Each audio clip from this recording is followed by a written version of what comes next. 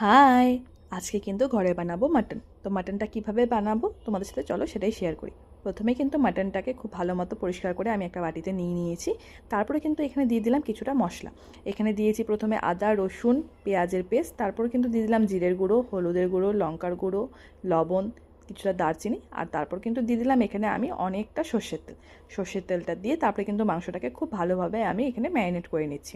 আর তারপর কিন্তু আমি এখানে আলু ভাজার জন্য এখানে তেল দিয়ে আলুগুলোকে খুব ভালোভাবে ভেজে নিলাম। আর তারপর কিন্তু সেই তেলেই আমি এখানে ফোড়ন দিয়ে দিলাম কিছুটা জিরে ফোড়ন আর সেই আদা রসুনের পেস্টটা। তারপর কিন্তু দিয়ে দিলাম এখানে ম্যারিনেট করে রাখা মাটনটা।